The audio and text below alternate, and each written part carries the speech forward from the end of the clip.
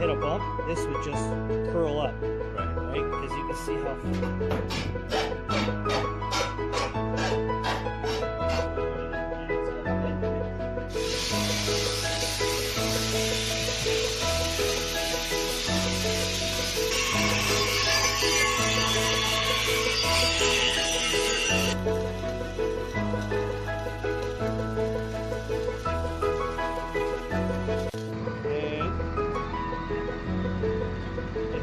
no problem.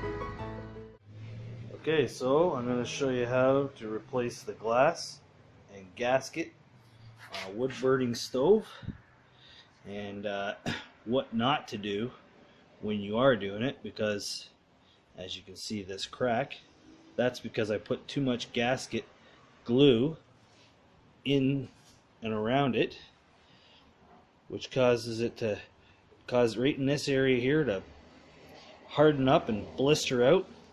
Created a lot of pressure, caused the glass to break. So that's a do not do when you're replacing this gasket on your wood burning stove. Okay, so first things first, got to remove this. Pretty simple, just get a flathead screwdriver, find the spot, which here is where the two ends meet together. So I'll start prying it out from there, work my way all the way around, pull it all out, and then I'll show you the next step. And when doing this, these, because of the size of those screw heads, let's see if I can get her to focus here again, once again. There we go. Because of the size of them, I'm using a bigger Phillips head, if you can see that there. Yeah, nice, and it's a fairly robust thing. Anyway, it fits in there perfect. Use something too small and you're just going to strip it. Let's see if I can hold this, take that out at the same time.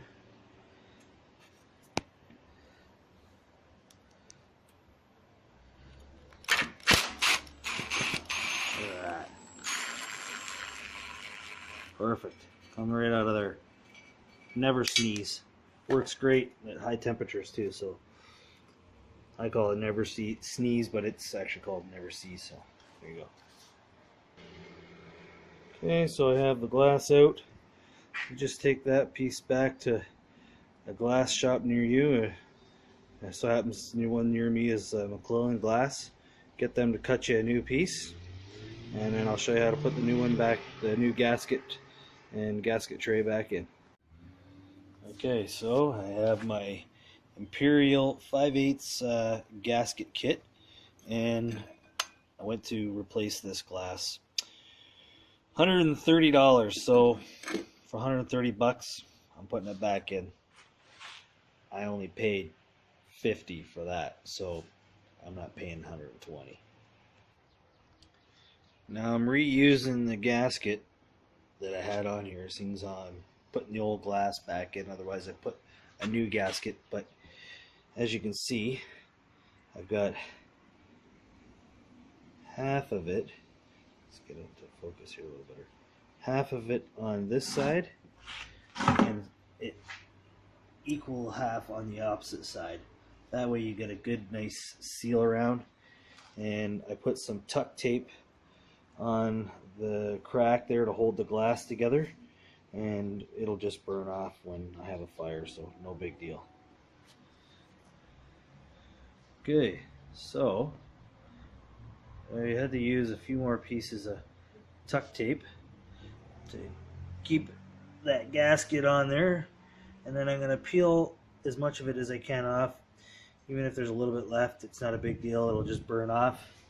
But I used a small, just so that you know how I built this gasket tray. Like if you're replacing yours, excuse me, and it's all rotten out like mine was, I used a gasket tray, or this quarter angle.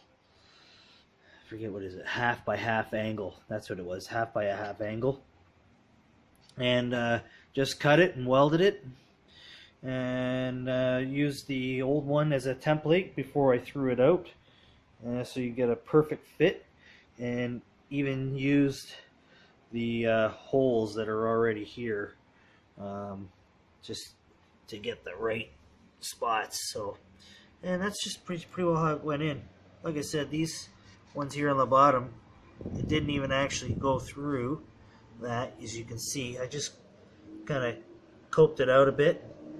Worked out well that those two on the bottom didn't come out, so just makes the putting this in and out a lot easier.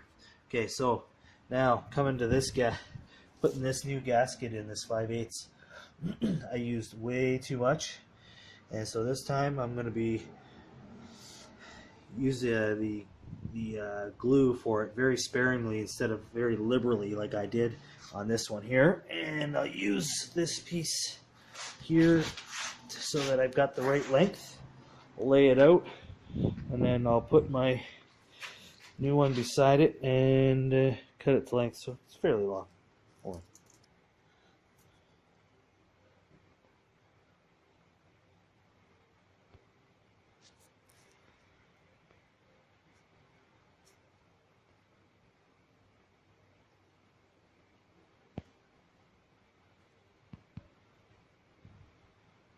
Okay, so got it laid out beside it, and as you can see, I just need to do a slight little trim, and then I'm ready to put glue and put it in. All right.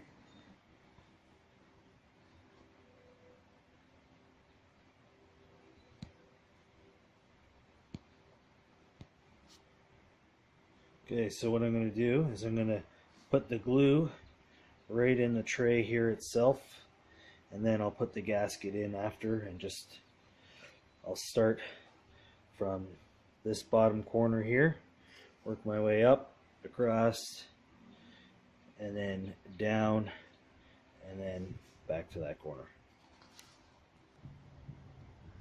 Alright, so there's about how much I used, not anywhere near as much as I used last time.